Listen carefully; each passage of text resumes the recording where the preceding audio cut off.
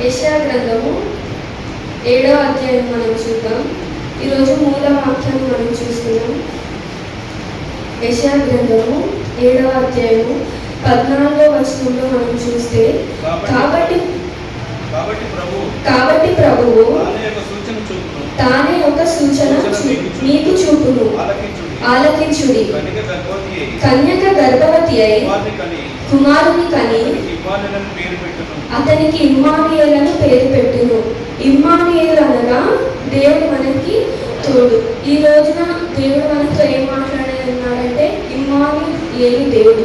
ఇమ్మానుయేలు దేవుడు అంటే ఆయన మనకు తోడై ఉండే దేవుడు. గత 11 నెలలు మనం చూస్తే ఆయన మనకి ఏ విధంగా ఉన్నాడు? తోడై ఉండే దేవుడు. అయితే మనము ఇది క్రిస్మస్ మంత్ కదా, మనకి ఫస్ట్ వచ్చి వేరే కంట్రీస్లో, ఫారెన్ కంట్రీస్లో అయితే నవంబర్ నుండే వాళ్ళకి క్రిస్మస్ స్టార్ట్ అవుతుంది. కానీ మనకి ఇక్కడ డిసెంబర్ నుండి మనకి క్రిస్మస్ స్టార్ట్ అవుతుంది. మనం ఎక్కువగా ఏ వాక్యాలు వింటాం? ఇప్పుడు క్రీస్తు జన్మ గురించి మనం వాక్యం వింటాం. అయితే ఇక్కడ దేవుడు మన కొరకు ఎవరు జన్మించున్నారో ఒక శిష్యుడు. ఆ శిష్యుడు ఎవరు? ఇమ్మానుయేలు. ఇమ్మానుయేలు అనగా దేవుడు మనకి తోడు. అయితే మనం చూసాం కదా, కీర్తనలు 34:4లో మనం ఏం చూసాం? యెహోవా యొద్ద విచారణ చేసినప్పుడు మనకు కలిగిన బైబిల్ అన్నింటిలో నుండి ఆయన మనని తప్పించాడు. అంటే మనకు అప్పుడు ఎవరు తోడుగా ఉన్నారు? ఇమ్మానుయేలు దేవుడు తోడుగా ఉన్నాడు. కాబట్టి మనకి ప్రతి ఒక్క సమయంలో నుండి ఆయన మనని తప్పించగలిగాడు అనమాట. అయితే అసలు మనం ముందుగా చూసుకుంటే అసలు తోడు అంటే ఏంటి అని మనం ఒకసారి చూద్దాం. తోడు అంటే ఇప్పుడు ఎవరికి తోడు కావాల్సి వస్తుంది? తోడు అంటే మనం ఎవరిని అంటాము? ఫస్ట్ మనకి దేవుడే తోడు. రెండోదిగా మనకి ఎవరు తోడు ఉంటారు? మన తల్లిదండ్రులు తోడు ఉంటారు. ఆ తర్వాత ఒక తోడు వస్తాడు. ఎవరు? భర్త. భర్త మనకి తోడు కదా. అయితే భర్త మనకి తోడు అంటే మనకి ఒక దేవుడు కూడా మనకి తోడై ఉండే దేవుడు. అయితే అందుకే ఒకనొక సమయంలో భర్త కూడా మనని విడిచిపెడతాడు. అప్పుడు మనకి ఎవరు తోడుగా ఉంటారు? దేవుడే మనకి తోడు. అందుకే నిన్ను సృజించిన వాడు నీకు భర్తే ఉన్నాడు. అంటే దేవుడు మనకి అనుదినము. అంటే మనకు తోడు ఎందుకు కావాలి అని మనం చూస్తే, అంటే మనకి ఇప్పుడు మనం ఆదికాండంలో కూడా చూస్తాం, నలుగురు ఒంటరిగా ఉంటే దేవునికి ఇష్టం లేదు. అంటే ఒంటరిగా ఉండడం దేవునికి ఇష్టం లేదు కాబట్టి దేవుడు అవన్నీ అక్కడ తీసుకున్నారు. అయితే మన జీవితంలో కూడా మనం ఒంటరిగా ఉండడం ఇష్టం లేదు కాబట్టి దేవుడు మనకి అనుదినము తోడుగా మనతో ఉంటారు. మన బాధలలో, మన ఇరుకులలో అన్నిట్లో ఆయన మనకి తోడుగా ఉన్నట్టు మనం చూస్తాం అన్నమాట. అయితే మనం ఇక్కడ చూసినట్లయితే ముందుగా ఇమ్మానుయేలు అనగా దేవుడు మనకి తోడు. అయితే నేను చాలాసార్లు నాకు ఎప్పుడైనా భయమో కానీ ఏదైనా కలిగినప్పుడు దేవుడు నాతో ఎప్పుడు మాట్లాడేది ఒక మాట ఏంటంటే, భయపడకుడి, జడియకుడి, ఈ యుద్ధము మీరు కాదు దేవుడే జయించు. మనం అనుకుంటాం మన జీవితంలో ఏదైనా ఉద్యోగంలో కానీ ఏదైనా వ్యాపారంలో మనం సాధించినప్పుడు మనకి ప్రాఫిట్స్ అట్లా వస్తున్నప్పుడు మనం ఏమనుకుంటాం? ఇది నా వల్ల జరిగింది అనుకుంటాం. కానీ ఎప్పుడైతే మనకి లాస్లో మనం డౌన్ అయిపోతుంటే మనం ఏం చేస్తాం? దేవుడిని ప్రశ్నించే వాళ్ళంగా ఉంటాం. ఏంటి దేవా, నాకు నువ్వు ఇలా ఎంత మోసం చేశావేంటి అని. అప్పుడు మనం దేవుడి దగ్గరికి మనం వెళ్తాం. కానీ దేవుడు మన జీవితంలో మనం ఫస్ట్ ప్రయారిటీ మన జీవితంలో మనము దేవునికి ఇవ్వాలి. ఎందుకంటే ఆయన మన తోడుండే దేవుడు. సదాకాలము ఆయన మన తోడుండే దేవుడు. మనమే అనేకమైన సార్లు ఆయనను గాయాలు పెట్టే వారిగా, ఆయన దుఃఖపెట్టే వారిగా ఉంటాం. కానీ ఆయన మాత్రం ఎన్నడూ కూడా మనని విడిచిపెట్టే దేవుడు కాదనమాట. అయితే మనం దేవుడు ఎవరెవరికి తోడై ఉన్నాడు అని మనం ఇక్కడ చూస్తే, ముందుగా మోషేకి దేవుడు తోడై ఉన్నాడు కదా. మోషేతో అంటాడు నిర్గమకాండంలో, నిశ్చయముగా నేను నీకు తోడై ఉన్నాడు. ఎందుకు? ఐగుప్తు నుండి ఇశ్రాయేలు ప్రజలను తీసుకొని వస్తున్నప్పుడు దేవుడు ఎవరికి తోడై ఉన్నాడు? మోషేకి తోడై ఉన్న దేవుడు. నిశ్చయముగా నేను నీకు తోడై ఉన్నాను. దేవుడు తోడై ఉంటేనే మనం అనేక యుద్ధాలు కానీ మన జీవితంలో అనేక అపాయాలను మనం జయించగలుగుతాం. అయితే మోషేకు తోడై దేవుడు వాగ్దానం చేసిన వాడు నమ్మదగిన వాడు. తోడై ఉన్నాడు కాబట్టి ఎన్నుక ఎవరున్నారు? ఫరో సైన్యం ఉంది, ముందు ఎర్ర సముద్రం ఉంది. దేవుడు వాగ్దానం చేశాడు కాబట్టి అక్కడ సముద్రం 2 పాయలుగా చీల్చబడి వారు ఆరిన నీళ్ళలో నడిచినట్టు చూసాం. వారికి దేవుడు ఆకాశం నుండి మన్నాను కురిపించాడు, బండ నుండి నీళ్ళు ఇచ్చాడు. ఏ విధంగా దేవుడు వాగ్దానం చేశాడు, నేను నీకు తోడైనాను, వెళ్ళు. మన జీవితంలో కూడా దేవుడు అదే మనకు తెలియజేస్తాడు, నేను నీకు తోడైనా. మనం చాలాసార్లు అనుకుంటాం, నాకు చాలా ఇష్టమైన మాట కీర్తనలు ఏంటంటే, అనుదినం ప్రభు స్థుతినంతుడు కాక అనుదినం ఆయన మా భారమును భరించుచున్నాడు. అంటే భరించుచున్నాడు అంటే మనం తోడై ఉన్నట్టే కదా. మనకి అనుదినం ఆయన ఏం చేస్తున్నాడంట, మన భారాన్ని భరిస్తున్నాడు, అంటే మనకి తోడై ఉంటున్నాడు. కాబట్టి ఆయన అందుకే మనం ఏం చెల్లించాలి, ఆయనకు స్తుతి చెల్లించాలి. అయితే మోషే తర్వాత దేవుడు ఎవరిని ఏర్పరచుకున్నారు, యెహోషువని ఏర్పరచుకున్నారు. యెహోషువ కూడా దేవుడు ఏమన్నా వాగ్దానం చేస్తాడు, నేను మోషేకి తోడైనట్లు మీకు కూడా తోడు. అంటే ఇక్కడ మనం చూసే ఈరోజు మనం దేవుడు మనతో ఏం మాట్లాడుతున్నారంటే, నేను మీకు తోడై ఉన్నాను, ఇమ్మానుయేలు అనగా దేవుడు మనకి తోడు. ఆయన ఒక్కరు తోడుంటే మన జీవితంలో చాలు. తల్లిదండ్రుల తోడు ఎంతసేపు ఉంటుంది, కొన్ని రోజుల వరకే. భర్త తోడు ఎంతసేపు ఉంటుంది, కొన్ని రోజుల వరకే. పిల్లల తోడు ఎన్ని రోజులు ఉంటుంది, కొంతసేపు. కానీ మనం జన్మించినది అంటే మన తల్లి గర్భంలో మనం పడ్డది మొదలుకొని తిరిగి మనం పాది పెట్టబడేంత వరకు మనకు తోడై ఉండే దేవుడు ఒక్కరే. ఆయన తప్ప మనకి ఈ లోకంలో ఇంకా ఏ తోడు కూడా మనకి అవసరం లేదు. అందుకే ఫస్ట్ దేవుడు మోషేకి తెలియజేశాడు, ఏమని, నిశ్చయంగా నేను నీకు తోడై ఉన్నాను అంటాడు. అదే తర్వాత యెహోషువకు తెలియజేస్తాడు, ఏమని, నేను మోషేకి తోడై ఉంటున్నట్లు నీకు కూడా నేను తోడై ఉంటాను, ఈ మార్గములన్నింటిలో నేను నీకు సహాయం చేస్తాను. ఆయన తోడుంటాడు కాబట్టి మన జీవిత యాత్ర కదా, ఇదంతా మన ఒక యాత్ర. ఎప్పుడు మన కళ్ళు మూయబడతాయో మనకు తెలియదు. ఉన్నన్ని రోజులు ఆయన మనకి తోడుగా ఉండే దేవుడు. మనకి కలిగిన భయములన్నిటిలో నుండి ఆయన మనలను తప్పించే దేవుడు అనమాట. అలాగే మనం చూస్తే దానియేలుని కూడా మనం చూస్తాం. దానియేలు ఎక్కడ ఉన్నాడు, సింహపు బోరులో ఉన్నాడు. సింహాలంటే ఇక్కడ అందరికీ భయమే కదా, అది కూడా ఒక భయమే. మామూలుగా చూస్తే జెంట్స్కి అంత భయం ఉండకపోవచ్చు, బల్లి అంటే లేడీస్ అందరికీ భయమే కదా. బల్లి చూసారంటే ఎంతమంది భయపడుతుందో తెలియదు, కానీ నేనైతే చాలా భయపడతాను. అది చిన్నదే కానీ దాన్ని చూస్తే భయం అనిపిస్తుంది. ఇప్పుడు అది కిచెన్లో పైన 2-3 తిరుగుతున్నాయి అంటే మనం కిచెన్ రూమ్కి వెళ్ళడానికి ఏం చేస్తాం, కొంచెం భయపడతాం. వాష్రూమ్లో ఉందంటే వెళ్ళాలంటే 10 సార్లు చూసుకుంటాం అది ఎక్కడ ఉందా అని. హాల్లో ఉందంటే చూస్తాం, అయ్యో కింద ఎక్కడ వస్తుంది, పైన ఎక్కడ వస్తుంది. అంటే మనకి ఏంటి అదంటే ఒక భయం. అదేం మనకి తినదు, కొరకదు, కానీ దాన్ని చూస్తే ఒకలాంటి ఫీలింగ్ వచ్చి మనకు భయం పడుతుంది. అలాంటి బల్లికే మనం భయపడితే దానియేలు సింహం ఎలా ఉంటుంది, మనం ఇలాంటి ప్లేసెస్ కదా కాదు, బట్ ఫారెస్ట్లో కొన్ని విలేజెస్కి అది వస్తూ ఉంటుంది. మనం నార్మల్గా టీవీలో వాళ్ళు చూపిస్తుంటారు కదా, లెపర్డ్స్ ఫారెస్ట్ నుంచి బయటకు వచ్చి వీధిలో తిరుగుతుంటారు. మనకు ఆ వీడియోస్ చూస్తేనే చాలా భయం వేస్తుంటుంది. అమ్మో, కొంతమంది పాము చూస్తే భయం. అంటే రకరకాల భయాలు మనం కలిగి ఉంటాయి. కానీ దానియేలు మనం చూస్తే తను సింహాల గుహలో తను ఉన్నప్పుడు ఒంటరిగా ఉన్నాడు, ఎవ్వరు లేరు. కానీ తనకి ఎవరు తోడైనాడు, ఇమ్మానుయేలు దేవుడు తనకి తోడైనాడు. కాబట్టి ఏ సింహం కూడా ఆయన ఏం చేయలేదు, తినివేయలేదు కదా. ఆకలితోనే అంట సింహాలు, కానీ అవి ఏమి కూడా దానియేలుని ఏమి కూడా చేయలేదు. అందుకే మన జీవితంలో మన దేవుడు అంతవరకు తీసుకెళ్ళాడు. మీరు ఎంతైతే తట్టుకుంటారో నేను అంతే ఇస్తాను, దానికంటే ఎక్కువ ఇస్తే మనం ఏం చేస్తాం, అబ్బా నువ్వే దేవుడు అని అంటాం కదా. అనేక సార్లు మనం ప్రశ్నిస్తాం కదా. అంతవరకు మనం ఎంతైతే అందుకే రోగమైనా సరే మనం ఎంత రోగాన్ని తట్టుకుంటామో దేవుడు అంతే రోగం ఇస్తాడు. ఎక్కువ ఇచ్చారంటే మన వల్ల కాదు, దేవుడు లేకపోతే దాన్ని జయించడం మన వల్ల కాదు.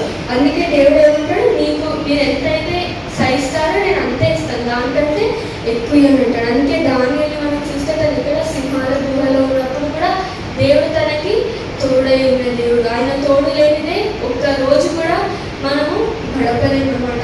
అయితే మనము 1 దినవృత్తాంతములు దావీదును ఒకసారి చూద్దాం. 1 దినవృత్తాంతములు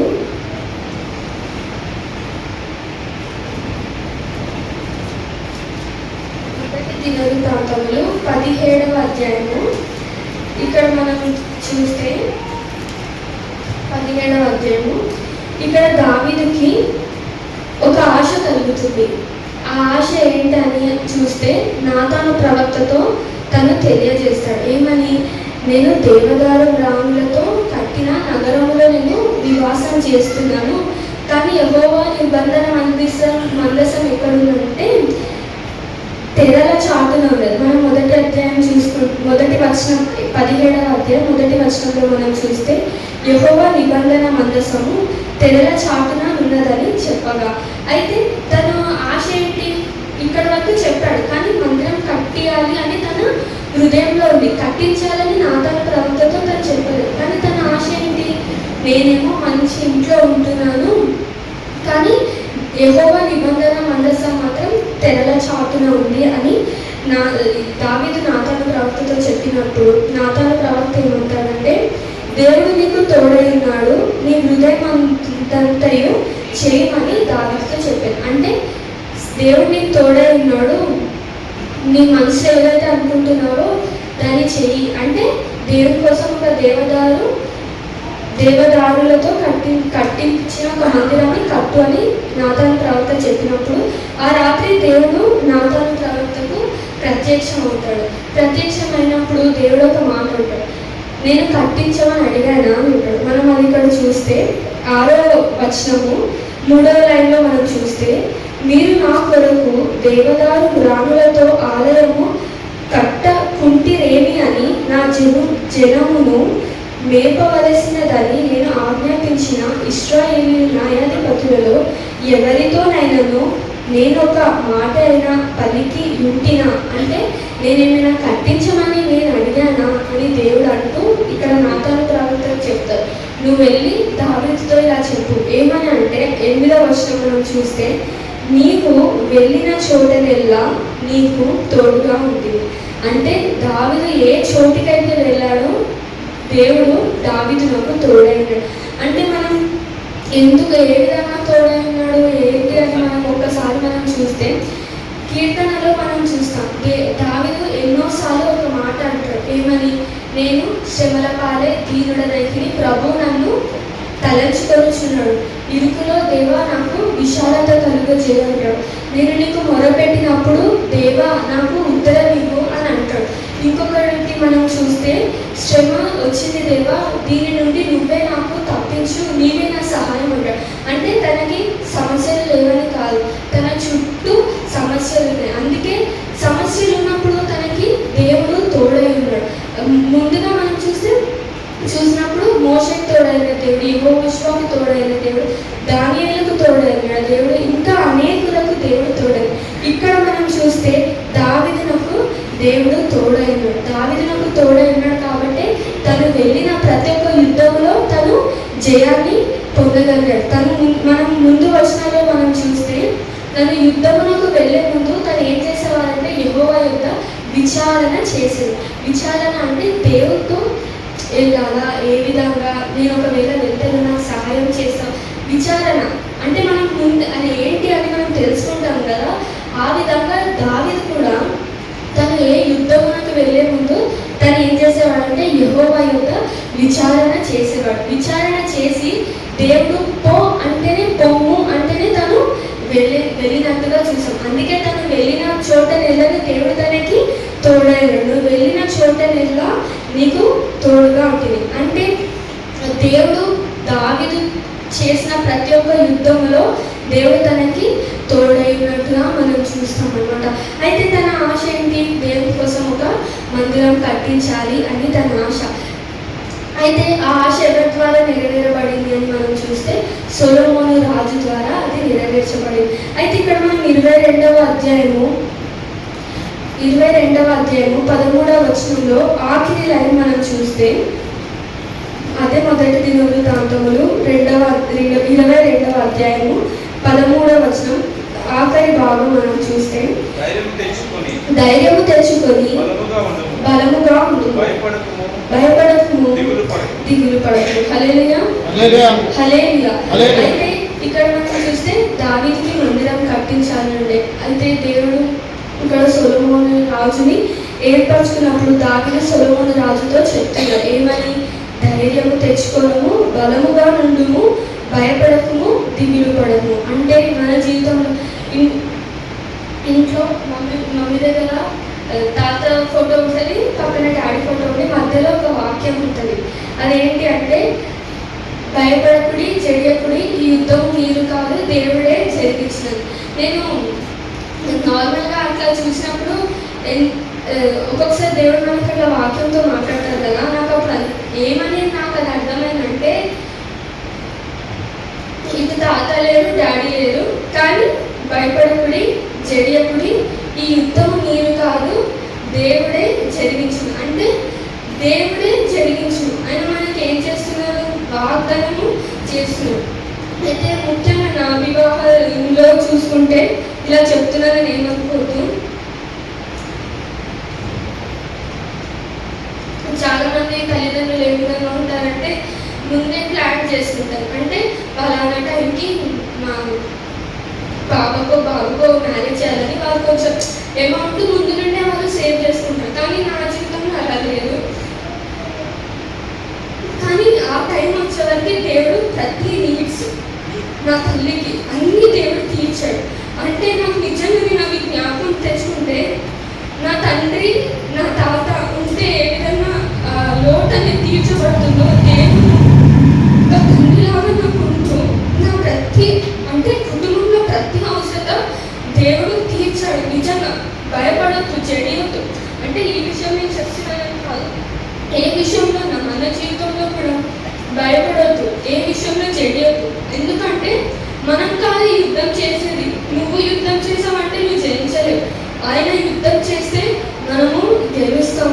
అయితే నా దేవుడు నిజంగా ఒక కన్న తండ్రి తన కుమార్తెకు అడిగినదల్లా ఇస్తాడు. నాకు ఆ డ్రెస్ కావాలంటే ఇస్తాడు, ఈ డ్రెస్ కావాలంటే ఇస్తాడు. అలా దేవుడు నాకు ప్రతిదీ కూడా నా ప్రతి అవసరత ఆయన తీర్చాడు. అలాగే మామయ్య జీవితంలో కూడా తెలుసు మనందరికీ. ఆయన నేను చెప్తున్నాను, స్థలం విషయంలో ఎంతగా తను కష్టపడ్డారు అని కదా. ఎంతో అంటే మామయ్యకున్న శాలరీతో తను వేరే పొజిషన్లో ఉండొచ్చు, కానీ తన లైఫ్ని తను ఏం చేశారంటే సాక్రిఫైస్ చేశారు ఇక్కడ మందిరం ఉండాలని. అందుకే ఆ దినమున ఆప్షన్లో మనం చూసాం అలా సంఘస్థులందరూ సహాయం చేశారు. కానీ ఎక్కువ బర్డెన్ మాత్రం ప్రతిదినం అక్కడిక్కడ నుండి కొన్ని తెచ్చిన అమౌంట్ పే చేయడం. అంటే మన ఒక్కరి వల్ల కాదు ఇది, కానీ మన దేవుని వల్ల మనకు సమస్తం సాధ్యం. ఇమ్మానుయేలు దేవుడు మనకి తోడు లేకపోతే మనం ఒక్క అడుగు కూడా మన జీవితంలో మనము ముందుకు వెళ్ళలేము. నేను నాకు చాలా డేస్ నుండి వాక్యం చెప్పంటున్నాను, కానీ నాకు ఏం చెప్పాలి దేవా, ఎలా చెప్పాలో నాకు అసలు ఏం అర్థం కాలేదు. కానీ నేను గత వారం అంతా నేను కూర్చున్నప్పుడు దేవుడు నా అంటే ఇక్కడ నేను వాక్యం చెప్పినప్పుడు నాకు ఏదో అనిపించింది నేను చెప్పను. నా లైఫ్లో నేను ఎక్స్పీరియన్స్ చేసిందే నేను చెప్తాను. ఏదన్నా ఇప్పటి వరకు నేను వాక్యం చెప్పినాక నేను అనుభవిస్తుంటూ నేను ఇది చెప్పాలని నేను మామయ్యతో చెప్పినప్పుడు నాకు రెఫరెన్సెస్ ఇస్తాను. నిజంగా దేవుడు ఈ 11 నెలలు ప్రతిదినము నా తోడు ఉంటూ అవసరతను తీర్చే దేవుడుగా ఆయన ఉన్నాడు. ఒకవేళ ఆయన లేకపోతే ఒక స్టెప్ మనము ముందుకి వెళ్ళలేము, వెనక్కి కూడా మనం వెళ్ళలేము. ఆయన తోడు మనకి అనుదినము ఉండాలి. అయితే ఇక్కడ మనం దావీదుని చూస్తే సొలొమోను రాజుకి ఏమని చెప్తున్నారు? ధైర్యము తెచ్చుకొని బలముగా ఉండుము, భయపడకుము, దిగులు పడకుము. దిగులు ఎప్పుడు కలుగుతుంది? భయం కలిగినప్పుడు మనకి దిగులు వస్తుంది. ఇప్పుడు ఏదన్నా మనకి కష్టం వచ్చిందంటే ఫస్ట్ మనం ఏమైపోతాం? డీలో పడిపోతాం కదా. ఏం చేస్తాం? మనకు అప్పుడు సరిగ్గా ప్రార్థన చేయడానికి కూడా రాదు. అలాగా మౌనంగా ఉంటే ఎవరితో మాట్లాడుకుంటూ ఉంటారు. కానీ మనం అలా మౌనంగా ఉన్నా మనము దేవుని దగ్గర మాత్రం మౌనంగా మనం ఉండొద్దు. మన సమస్యలన్నీ మనము ఆయనకొక్కరితో చెప్తే ఆయన మన హృదయ వాంఛలను ఎరిగిన దేవుడు, తీర్చే దేవుడు. అందుకే మనం ఫస్ట్ చదువుకున్నాం, మనం యెహోవా యొద్ద విచారణ చేస్తే మనకు కలిగిన భయములన్నింటిలో ఆయన ఏం చేశారు? మనని తప్పించే దేవుడు. అందుకే ఇక్కడ సొలొమోను రాజుకి దావీదు ఏమని చెప్తున్నారు? ధైర్యము తెచ్చుకొని బలముగా ఉండుము, భయపడకుము, దిగులు పడకుము. అంటే మన జీవితంలో నాకు అయ్యో నేను ఇంత వయసుకు వచ్చాను, నాకు ఇల్లు లేదు, నా కుటుంబం సరిగ్గా కట్టబడలేదు, ఏంటి నా పరిస్థితి అని మనలో మనం కృంగిపోతే, అందుకే అంటాడు మనం ఆలోచిస్తే కొంచెం మూరడు ఎక్కువ కాలేమో అని అంటారు, బయటలో రాజకూడదు. ఆ విధంగా మనం ఉండొద్దు. మన చింత యావత్తు ఆయన మీద వేయాలి. ఆయన మన గురించి ఏం చేసి లక్ష్యం చేయించున్నాడు, చింతించుచున్నాడు కనుక మనం చింత యావత్తు ఆయన మీద వేస్తూ మనం ఉండాలి. అదే ఇంకా వేస్తూ ఉండాలంటే ఇప్పుడు దేవా నాకు ఈ చింత ఉంది తీసేయని ఆయన మీద భారం వేసి మనం హాయిగా ఉండడం కాదు. దాని కొరకు మనం ప్రార్థన చేస్తూ ఆయన కోసం వాక్యం చదివితే తప్పకుండా దేవుడు మన కోరికను సిద్ధింపచేసి మన ఆలోచన యావత్తును అతను సఫలపరుస్తాడు అన్నమాట. అయితే ఇక్కడ మనం ఆఖరిగా చూస్తే మనం ఈ వాక్యాలన్నీ చదువుకుంటే దావీదు చెప్తాడు, నీ కోసం ఇంత బంగారము ఇంత వెండిని నేను దాచిపెట్టినానని చెప్తూ ఆఖరిగా 16వ వచనంలో మనం చూస్తే లెక్కింపలేనంత బంగారము ఇనుమును నీకున్నవి కాబట్టి నీకు పని పూనుకొనుము, యెహోవా నీకు తోడుగా ఉండుగాక. ఆమేన్. అందరం ఒకసారి కలిసి చదువుకున్నాం. కాబట్టి నీవు పని పూనుకొనుము, యెహోవా నీకు తోడుగా ఉండుగాక. ఆమేన్. అయితే ఇక్కడ దేవుడు మనకేమో వాగ్దానం చేస్తున్నారంటే, కాబట్టి నీవు పని పూనుకొను. ఈ పని ఆ పని. ఇప్పుడు మనం ఒకరిని పిలిచాలంటే అనేకులకి అనేక రకాలుగా పనులంటే పనుల భారం అనే కాదు. వివాహం చేయాలని ఒక పని ఉంటుంది, ఉద్యోగం అదే వ్యాపారం స్టార్ట్ చేయాలి. అందరికీ ఒక్కొక్కరి మనసులో ఒక్కొక్క కోరిక అనేది ఉంటుంది. మనం చెప్పలేము కదా, అదే దేవునికి తెలుస్తుంది. నా మనసులో ఏముందో దేవునికి తెలుస్తుంది, నేను యొక్క మనసులో ఏముందో దేవునికి తెలుస్తుంది. అలా మనము అనేకమైన కోరికలు మన జీవితంలో ఉంటాయి. ఆ కోరికలు మనము మొదలు పెట్టాలి. అందుకే దేవుడు ఇక్కడ ఏం చెప్తున్నాడు, కాబట్టి నీవు పని పూనుకొనుము, యెహోవా నీకు తోడుగా ఉండును గాక. ఆమేన్. మన ఇమ్మానుయేలు దేవుడు తోడుగా ఉంటే మనకి చాలు. ఆయన హస్తము మనకి తోడుగా ఉంటే చాలు. అయితే మనము ఇక్కడ ముందుగా మోషేని చూసాం. మోషేకి దేవుడు వాగ్దానం చేశాడు, నిశ్చయంగా నేను నీకు తోడై ఉన్నాను అంటాడు. యెహోషువతో చెప్తాను, నేను మోషేకి తోడై ఉన్నట్లు నీకు కూడా నేను తోడై ఉన్నాను. దానియాలకి కూడా సింహపు భూమిలో దేవుడు తోడుగా. ఇక్కడ మనం దావీదుకి చూస్తే, నువ్వు వెళ్ళిన చోటేలా నేను నీకు తోడై ఉన్నాను, నువ్వు ఏ యుద్ధం చేశావో ఆ యుద్ధంలో నేను నీకు తోడై ఉన్నాను కాబట్టి నీకు జయము కలిగిందని చెప్తాడు. అదేవిధంగా సొలొమోనుతో దావీదు ఏమని చెప్తాడు, భయపడకు, దిగులు పడకు, దేవుడు మనకి తోడై ఉంటాడు అంటూ కింద ఏమంటాడు, కాబట్టి నువ్వు పని పూనుకొనుము, యెహోవా నీకు తోడై ఉన్నాడు. అయినా మనం తోడుంటే ప్రతి సమస్యలో మనకి జయము కలుగుతుంది. దేవుడు జయం ఇచ్చే దేవుడు, కానీ మనం ఆయన కొరకు పని చేయాలి. ఇప్పుడు మనం ఒక దగ్గర పని చేస్తే మనకి ఏమొస్తుంది, జీతం అనేది వస్తుంది. పని చేయకుండా జీతం రాదు కదా. అలాగే మనం దేవుని కోసం ఏదో ఒక పని, ప్రార్థనలు, వాక్యం చదువుతూ ఆయన కొరకు కొంచెం టైం మనము రోజుకు ఒక్క దగ్గర ఆయన కొరకు మనము టైం స్పెండ్ చేసే వాళ్ళంగా ఉంటే ఆయన మనకు తోడుండే దేవుడు, మనని కాపాడే దేవుడు. అలాగే మనము ఎబ్బేజుని కూడా చూస్తే, ఎబ్బేజు యొక్క ప్రార్థన మనం చూద్దాం. అదే మొదటి దినవృత్తాంతములు 4వ అధ్యాయము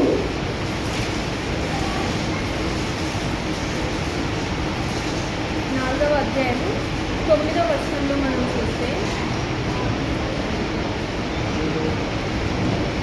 మొదటి దినవృత్తాంతములు 4వ అధ్యాయము 9వ వచనం. ఎబ్బేజు తన సహోదరులందరికంటే ధనము పొందిన వాడై ఉండెను. వేదన పడి ఇతని కంటినని అతని తల్లి అతనికి ఎబ్బేజు పేరు పెట్టారు. ఎబ్బేజు ఇశ్రాయేలు దేవుని గురించి మొరపెట్టి, నీవు నన్ను నిశ్చయముగా ఆశీర్వదించి నా సరిహద్దులను విశాలపరిచి నీ చేయి నాకు తోడుగా ఉండ దయచేసి నాకు కీడు రాకుండా దానిలో నుండి నన్ను తప్పించుము అని ప్రార్థింపగా దేవుడు అతడు మనవి చేసిన దానిని అతనికి దయచేసి. హల్లెలూయా, హల్లెలూయా. అయితే ఇక్కడ ఎబ్బేజుని మనం చూస్తాం. ఎబ్బేజు అనగా చెప్పండి, వేదన. అయితే తన తల్లి వేదనతో కన్నందుకు తన కుమారుకి ఏమని పెట్టింది, వేదన. అంటే వేదన అంటే కష్టం, వేదన పడితే తన కుమారుని కన్నది కాబట్టి వేదన పుత్రుడు అని పెట్టింది. అయితే ఇక్కడ ఎబ్బేజు దేవుడికి ఒక ప్రార్థన చేస్తాడు. ఏమని మనం ఇక్కడ చూస్తే, నీవు నన్ను నియమించగా ఆశీర్వదించి నా సరిహద్దును విశాలపరిచి నీ చేయి నాకు తోడుగా ఉండ దయచేసితివి. అయితే ఇక్కడ దేవుని యొక్క చేయి ఎవరికి తోడుగా ఉంది? ఎబ్బేజుకి తోడుగా ఉండ దయచేసితివని ప్రార్థన చేశారు. అందుకే ఆయన చేయి ఎవరికి? ఎబ్బేజునకు తోడుగా ఉంది. ఆయన మన చేయి పట్టుకుంటే మనం విడిచిపెట్టాం. మనం ఆయన చేయి పట్టుకుంటే ఏం చేస్తాం? విడిచిపెట్టేస్తాం. చిన్నపిల్లలను మనము రోడ్ మీద నడిచేటప్పుడు వాళ్ళు చిన్నగా ఉన్నప్పుడు మనం ఏం చేస్తాం? వాళ్ళ చేయి పట్టుకొని మనం రోడ్డు మీద వాళ్ళని నడిపిస్తాం. వాళ్ళకి అదే కొంచెం పెద్దగా అనుకోండి, వాళ్ళకి ఏమైపోతుంది? నాకు తెలిసే ఎలా నడవాలని మనం ఏం చేస్తారు? మన చేయిగా తీసేసి వారే ఫాస్ట్గా నడిచేస్తారు. అయితే మనం కూడా ఒక దశలో మనం ఏం చేస్తాం? దేవుని చేయి మనము పట్టుకుంటాం. ఎప్పుడు మనకు ఏదైనా అవసరం ఉన్నప్పుడు, ఏదైనా ఉన్నప్పుడు ఆయన చేయి గట్టిగా పట్టుకుంటాం. కొంచెం మనం ఆయన అవసరం తీరగానే మనం ఏం చేస్తాం? నాకు అన్ని తెలుసులే అని మనం ఆయన చేయి వదిలేసి మన త్రోవలో మనం వెళ్ళిపోతాం. మన త్రోవ విశాలంగా ఉంటుంది, కానీ మనకు అప్పుడు తెలియవు ఎన్ని ఇరుకులు మనకు ఉన్నాయో మనకి తెలియదు. అదే ఆయన మన చేయి పట్టుకొని ఉంటే ఆయన మనకు తోడుగా ఉండదు. అందుకే కీర్తనలో మనం చూస్తే ఉన్నత స్థలంలో నుండి చేయి చాపి ఆయన నన్ను పట్టుకొనును. మనం ఒకసారి చూద్దాం. కీర్తనలు 18వ అధ్యాయము 16వ వచనం మనం చూద్దాం. కీర్తనలు 18:16. ఉన్నత స్థలములో నుండి చేయి చాపి ఆయన నన్ను పట్టుకొనెను, నన్ను పట్టుకొని మహా జలరాశులలో నుండి తీసెను. హల్లెలూయా. అయితే ఇక్కడ దేవుడు ఎవరు చేయి? ఉన్నత స్థలంలో నుండి, అంటే ఆయన ఎంత ఉన్నత స్థలంలో నుండి మన చేయి పట్టుకొని మనల్ని ఏం చేశాడంటే మహా జలరాశులలో నుండి ఆయన మనలను తీసెను. అంటే మహా జలరాశులు అంటే మనకి అంత కష్టమైన పరిస్థితులున్నా, ఎన్ని ఇరుకులున్నా, ఎన్ని అపాయాలు మనకు వచ్చినా, అలాంటి సిచ్యువేషన్లో నుండి, అంటే మహా జలరాశులలో నుండి అంత పెద్ద కష్టం మనకు వచ్చినా అక్కడ నుండి దేవుడు మనని తీసివేశాడు. ఎలా తీసివేశాడంటే ఆయన మన చేయి పట్టుకొని ఉన్నాడు కాబట్టి. అదే మనం కీర్తనలో ఇంకొక దగ్గర చూస్తే, యెహోవా అతని చేయి పట్టుకొని ఉన్నాడు కనుక అతడు నేలను పడినను లేవలేక ఉంటాడు. అదే మనం దేవుని చేయి పట్టుకున్నాం అనుకో, మనం నేలలో పడిపోతే అంతే, ఇంకా కిందికి వెళ్ళిపోవాల్సిందే మన పరిస్థితి. అదే దేవుడు మన చేయి పట్టుకొని ఉంటే మనము నేలను పడినంటే పడిపోవడం అనే కాదు, ఇంకొక విధంగా మనం ఎలా చెప్పవచ్చు అంటే, ఆర్థికంగా కృంగిపోయినప్పుడు, అనారోగ్యంలో కృంగిపోయినప్పుడు, వేదనలు, శ్రమలు, ఇరుకులు, ఇబ్బందులు ఇవన్నీ వచ్చినప్పుడు మనం ఏమైపోతాం? డౌన్ అయిపోతాం. అప్పుడు నేలను పడినను మనము లేవలేక ఉన్నాం. ఎందుకంటే చెప్పాలి, ఎందుకు? ఆయన మన చేయి పట్టుకొని ఉన్నాడు కనుక ఏ సమస్య వచ్చినా కూడా, ఏ ఇరుకు వచ్చినా, ఇబ్బంది వచ్చినా, మనం కింద పడిపోయినా, మన జీవితంలో ఏది కూడా ఆధారం లేనప్పుడు ఆయన మన చేయి పట్టుకొని ఉంటే మనము లేస్తాం. అదే మనం దేవుని చేయి పట్టుకుంటే అన్నీ ఉన్నప్పుడు వదిలేస్తాము. మళ్ళీ ఏదైనా అవసరం వచ్చినప్పుడు చేయి గట్టిగా పట్టుకుంటాం. మళ్ళీ అన్ని నీడ్స్ ఫుల్ఫిల్ అయినట్టే వదిలేస్తాము. మళ్ళీ కష్టం వచ్చినప్పుడు పట్టుకుంటాం. కానీ మనము అలా ఉన్నాం. కానీ దేవుడు మాత్రం కాన్స్టెంట్గా ఎప్పుడు మన చేయి పట్టుకొని ఉంటాడు. అందుకే దేవా నువ్వే నా చేయి పట్టుకో. ఒకవేళ నేను పట్టుకుంటే ఈ లెక్కలో ఉంటానేమో, అందుకే దేవుడు నా చేయి పట్టుకో. నేను నేలను పడినాను, నేను లెగుస్తాను. అంటే ఆర్థికంగా నేను డౌన్ అయినప్పుడు, అనారోగ్యంగా నేను డౌన్ అయినప్పుడు, మనుషుల మాటలకు నేను బాధపడినప్పుడు నువ్వు నా చేయి పట్టుకుంటే తప్పకుండా మనను ఆయన లేవనెత్తే దేవుడుగా మనం చూస్తాం. అయితే మనం చూస్తే మనం ఈ దినమున ఏం నేర్చుకున్నాము అంటే, నాకు కొంచెం సరిగ్గా మాట్లాడడానికి రాదు, అంటే కొంచెం సండే స్కూల్ అవి తీసుకుంటారు కదా, సో నాకు అట్లా ఏం తీసుకున్నా అట్లా వస్తుంది. దయచేసి ఎవరు తప్పుగా అనుకోవద్దు. ఏంటి మేము చిన్నపిల్లలమని మేము అది ఇలా బోధిస్తుందని. మనం ఈ దినమున ఏం నేర్చుకున్నామంటే, దేవుడు మనకి తోడు, అంతే. ఇమ్మానుయేలు దేవుడు మన కొరకు పుట్టనే ఉన్నారు, రానే ఉన్నారు, వచ్చారు. తిరిగి ఆయన రెండో రాకడలో మన కోసం వస్తారు దేవుడు, మనకి తోడై ఉండే దేవుడు.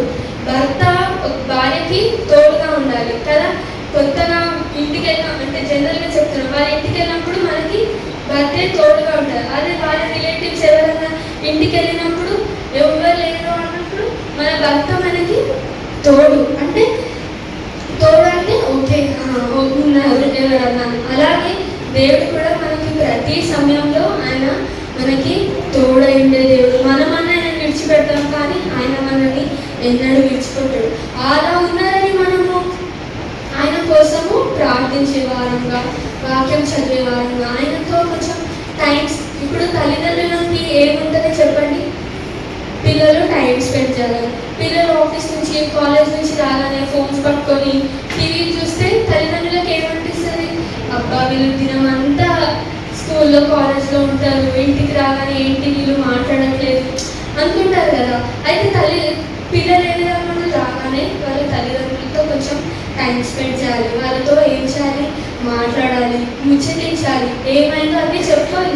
నేనైతే అన్నీ చెప్పుకుంటాను మా మమ్మీకి. ఇప్పుడు మా భర్తకు చెప్తున్నాను, అన్నీ ఏమైందో అన్నీ షేర్ చేసుకుంటాం. ఎందుకు, దేవుడు వారు మనకు ఒక తోడుగా ఇచ్చారు కాబట్టి ఉన్నన్ని రోజులు మనం వాళ్ళని షేర్ చేసుకోవాలి. అలాగే మనం కూడా దేవుడికి అన్నీ షేర్ చేసుకోవాలి. మనం కొన్ని విషయాలు ఎవరితో షేర్ చేసుకోలేము, కానీ ఎవరితో షేర్ చేసుకోవాలి, దేవుడితో షేర్ చేసుకుంటే నిశ్చయంగా ఆయన మనకి తోడుగా ఉండేది. నువ్వు ఒంటరిగా ఉన్నావని మనం చాలాసార్లు అనుకుంటాం, కానీ నువ్వు ఒంటరిగా లేవు, దేవుడు మనకి తోడై ఉండే దేవుడు. అందుకే మనకి క్రిస్మస్ నెలలో వచ్చాం, అన్ని ఇవే లేఖన భాగాలు మనం వింటాం, దేవుడు ఎలా జన్మించారు ఏంటిది అని మనం చూస్తాం కదా. అందుకే ఆఖరిగా మనం ఆ వాక్యం ఒక్కటి చదువుకొని మనం ముగించుకున్నాం. మొదటి దినవృత్తాంతములు 22వ అధ్యాయము 16వ వచనం. ఆఖరిగా మనం అందరం గట్టిగా ఒకసారి చదువుకొని మనం ముగించుకుందాం. ఒక చిన్న పాట పాడి నేను ముగించేస్తాను. మొదటి దినవృత్తాంతములు 22వ అధ్యాయము 16వ వచనం, 2వ భాగం. కాబట్టి నీవు పని పూనుకొను, యెహోవా నీకు తోడుగా ఉండును గాక. యెహోవా నీకు తోడుగా ఉండును గాక. ఆమేన్. మనం ఏ పని చేసినా నిశ్చయంగా ఆయన మనకి తోడైన దేవుడు. ఆయన తోడుంటే ఏ సమస్య అయినా జయించగలిగే కృప దేవుడు మనకి అనుగ్రహించింది కాక. ఆమేన్. ఒక చిన్న పాట పాడుతున్నాం, అందరికి వచ్చిన పాటే, ఏమో పాడాలని ప్రేరేపణ వస్తుంది.